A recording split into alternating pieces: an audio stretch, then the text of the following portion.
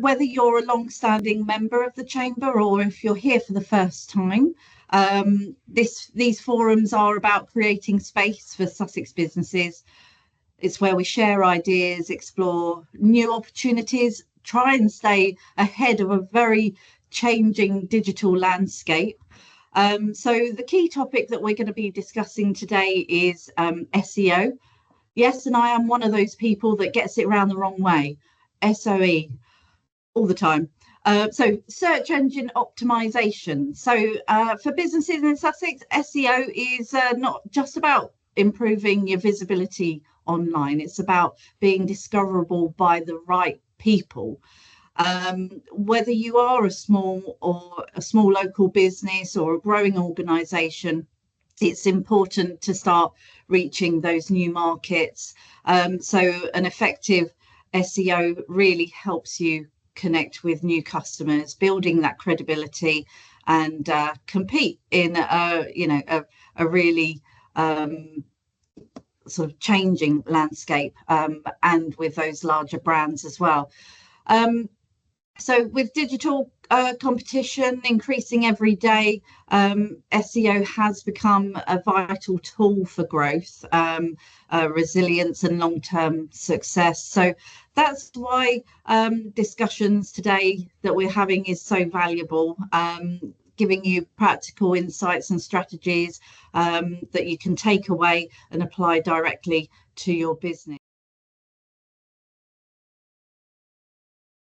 The Future Skills Sussex Local Skills Improvement Plan, or LSIP, puts employers' voice at the centre of skills planning, and we're excited to share what it means, what's been achieved, and how you can get involved. The LSIP is a government-backed plan to ensure technical education and training actually meets local employer needs. It's developed by Sussex Chamber with input from employers across Brighton Hove, East and West Sussex. We gather real-time intelligence and update our evidence base annually to monitor progress. This ensures training providers, colleges and strategic organisations like local authorities are focusing on what matters to business. We don't undertake this work alone. We work with partners from across the area in a collaborative way to take forward actions and recommendations identified in the LSIP.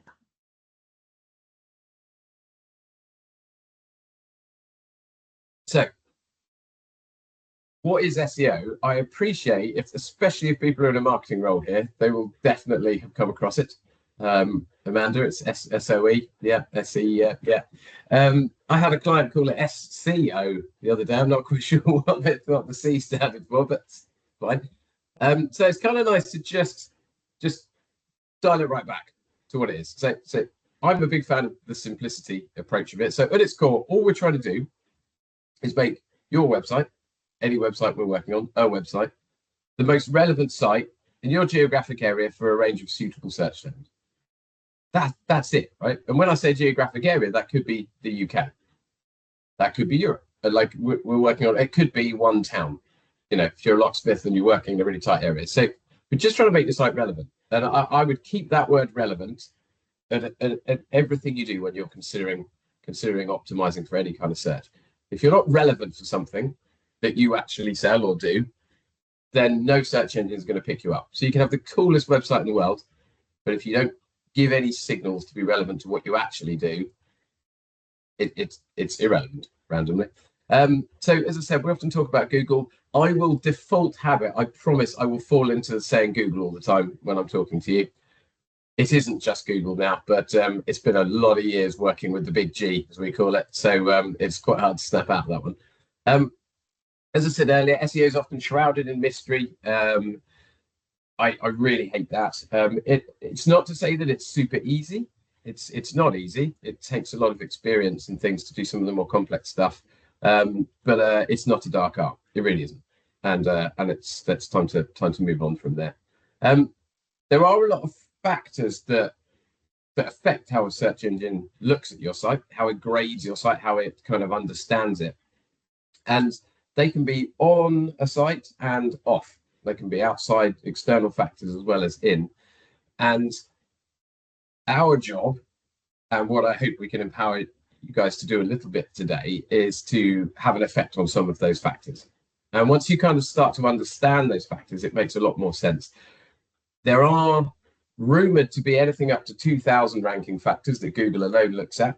No one knows what they are. They keep them, speaking of mystery, Google will not tell certainly people like me what they are, because then we'll game them and then use them to our advantage. But we'll talk today about 4 or 5 of the core pillars that you need to consider. Otherwise, you'll just end up in a rabbit hole of technical stuff. We really are always happy to chat about this stuff.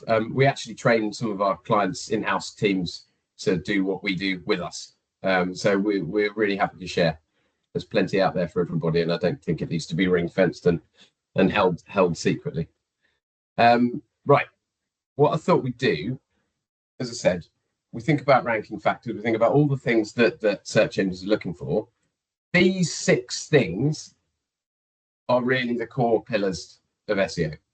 You can consider them all independently, but collectively they make what we do. So what I was going to do is just have a little chat through each one of these, so that perhaps, and I hope, you'll be able to take away a bit more of an overview